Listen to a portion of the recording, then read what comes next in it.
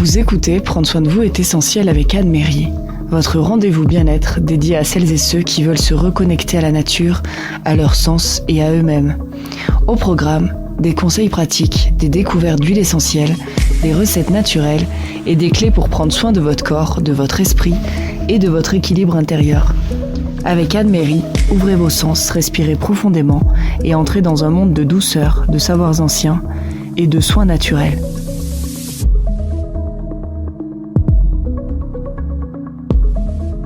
Bonjour à tous et à toutes, bienvenue sur KTB Radio. Nous retrouvons aujourd'hui Anne Méry. Bonjour Anne. Bonjour Laura.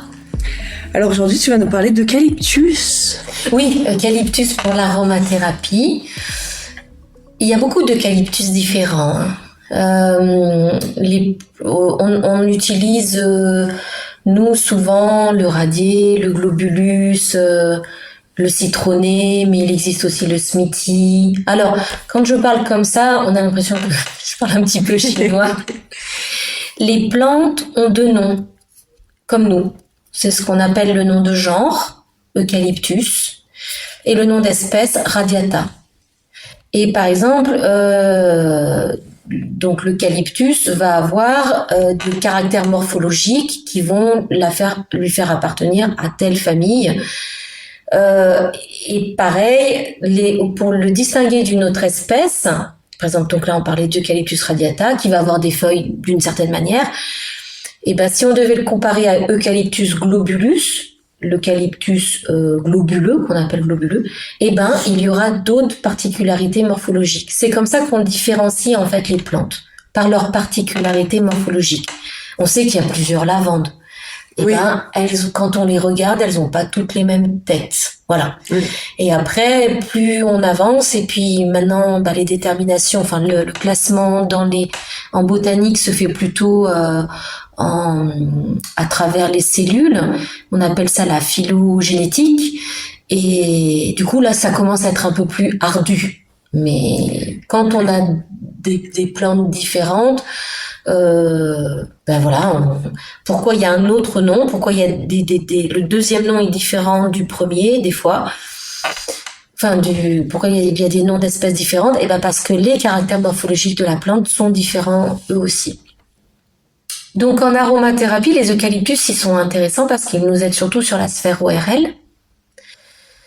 Là, on va parler de 3 spécifiquement parce que si on devait faire les autres, ça nous ferait un petit peu de temps. Mais l'eucalyptus globulus et radier sont très intéressants dans le sens où l'eucalyptus radier va travailler sur la sphère haute. Donc, quand on parle de la sphère haute, c'est tout ce qui concerne la tête. Avec faire des inhalations. Tout à fait, avec des inhalations et puis sentir au mouchoir ou même. Il y a des comment on appelle ça? Tu sais, dans le nez. Les sticks olfactifs. C'est ça. Voilà, les sticks olfactifs. Merci.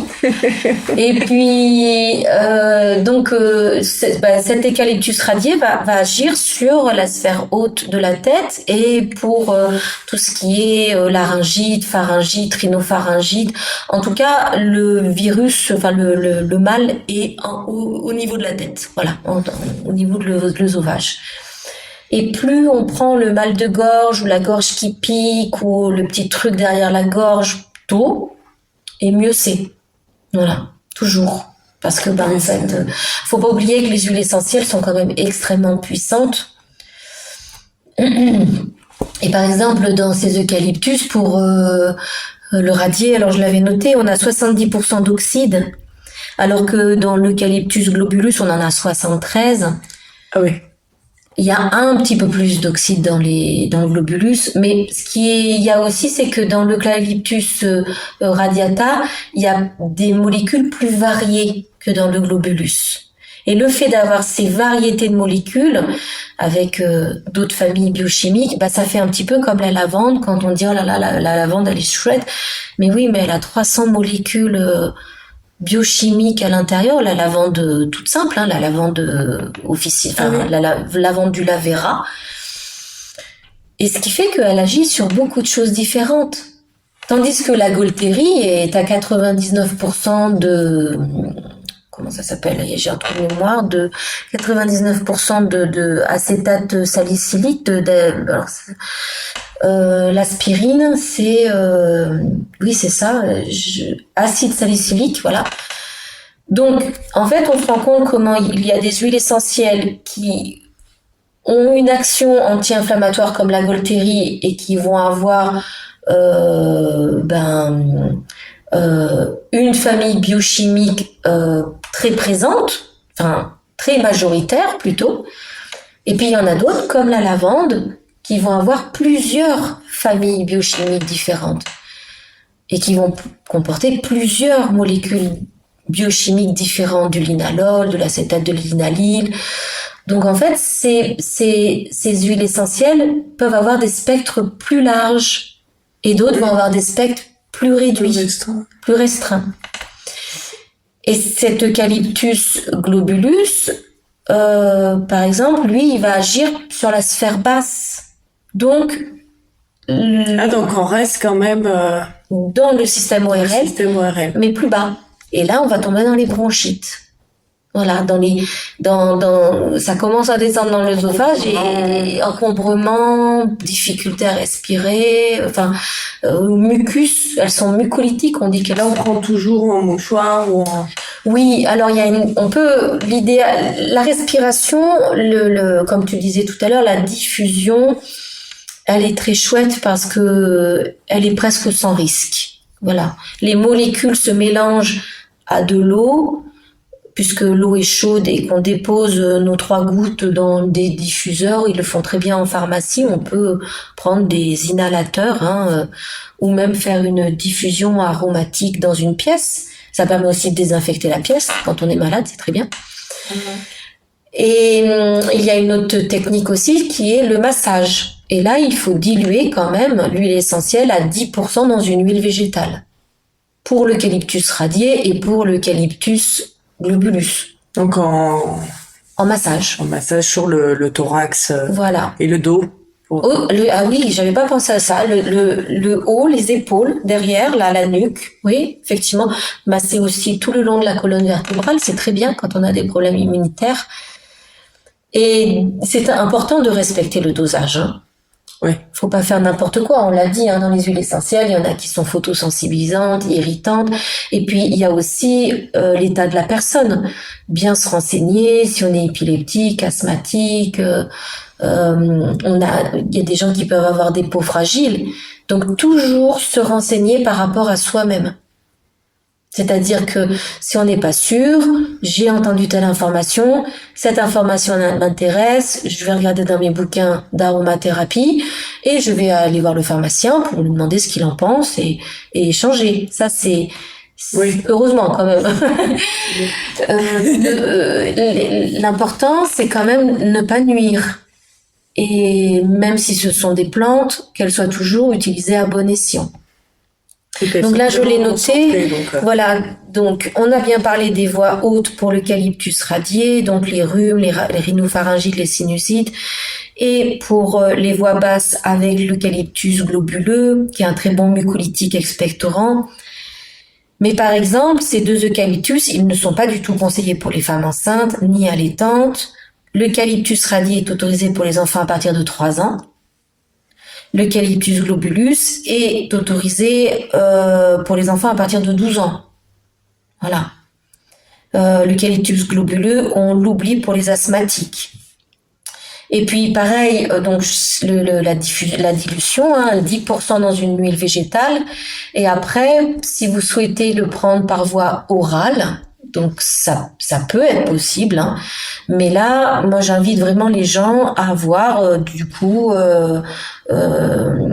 si leur état le permet, de l'utiliser par voie orale et puis bien mélanger dans une huile végétale, une goutte.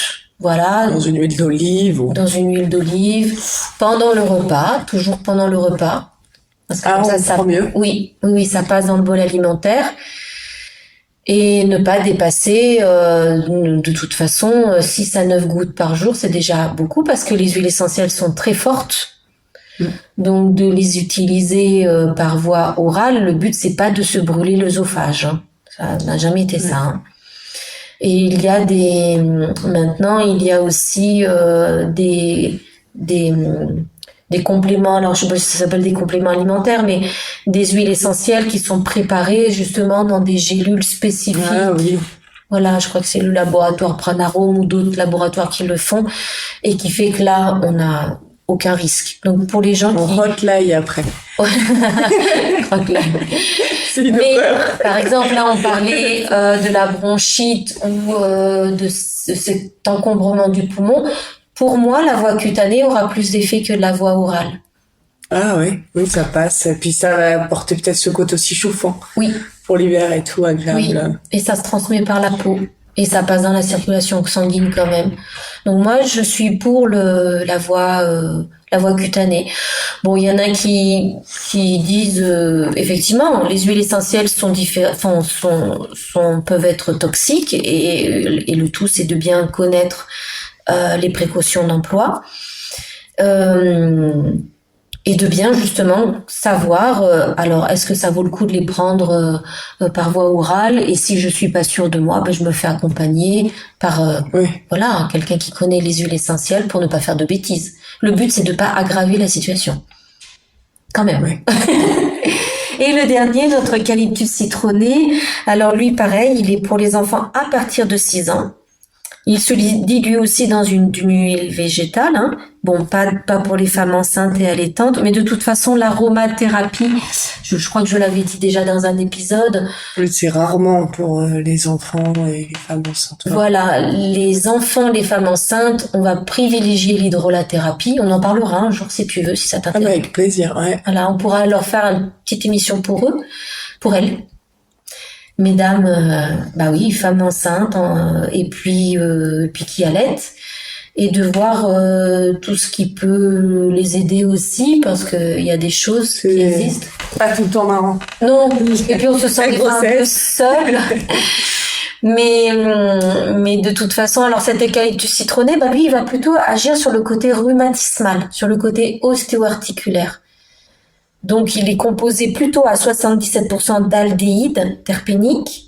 Sa molécule, on va dire référente, c'est le citronnellal.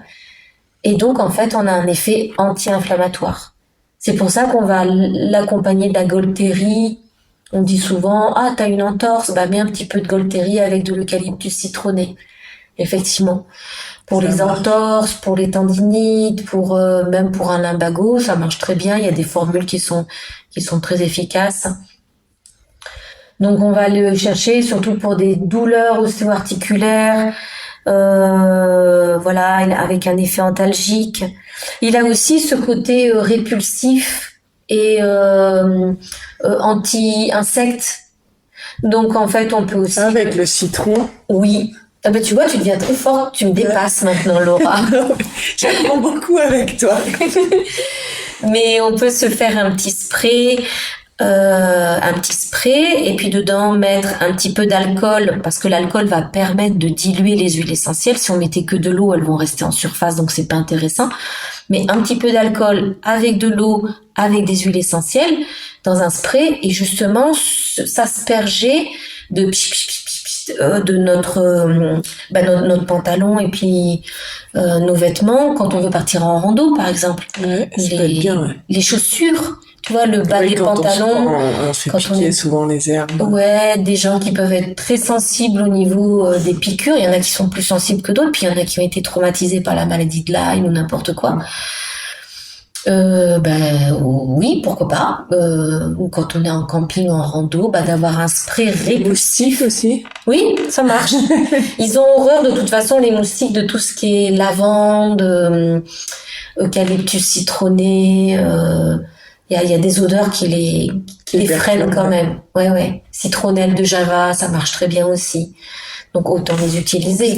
Moi, je suis un festin pour eux, quoi. Chaque été, j'y ai droit. Le repas. Donc voilà, là, tu as le droit de te préparer ton petit spray spécial rando, spécial anti-répulsif. Après, ça marche aussi dans la pièce. C'est-à-dire qu'en été... C'est pas chimique. Non. En fait, ça c'est toujours un petit peu quand on est dans les fins de journée et effectivement qu'on va allumer la lumière. Si on a peur d'avoir des moustiques dans la pièce, pourquoi pas un brumisateur avant d'aller se coucher. Un coup de spray. En sachant que quand on fait une diffusion comme ça avec les diffuseurs, on fait diffuser et on ne fait pas la diffusion pendant qu'on est dans la pièce et on garde un quart d'heure de répit, enfin un quart d'heure sans diffusion et après on rentre dans la pièce pour éviter justement des réactions qu'on peut avoir au niveau de la respiration. Et on prend encore plus de précautions avec les jeunes enfants. Mais les diffuseurs, de toute façon, tout est expliqué sur la boîte. Il n'y a plus qu'à suivre. Hein. Ouais. Mais même la diffusion comme ça, avec un diffuseur atmosphérique vendu en pharmacie qui paraît simple, il y a quand même des précautions d'emploi à prendre pour bien faire les choses. Voilà. Et on ne diffuse pas une journée entière. Ouais. On fait des diffusions de 15 minutes, 3 fois par jour, par exemple. Voilà, 15 jours on diffuse dans la pièce. Et après, ces huiles essentielles peuvent justement, moi je parlais des eucalyptus, mais du coup je dérive. Mais puisqu'on est sur ces diffuseurs, je prends par exemple quelqu'un qui a du mal à dormir le soir et qui veut y aller doucement avec l'aromathérapie et qui veut passer par une diffusion atmosphérique. Peut faire de la diffusion de lavande, de mandarine, de huiles essentielles qui sont calmantes justement, qui permettent l'endormissement. Et donc la personne va faire la diffusion dans sa chambre à coucher pendant 15 minutes. Elle éteint son diffuseur et puis elle attend 15 minutes et puis après elle pourra venir se coucher. Mais les molécules seront dans l'air et elle respirera les molécules avec un bon dosage et ça aura un effet calmant de toute façon. Merci beaucoup. Merci Laura.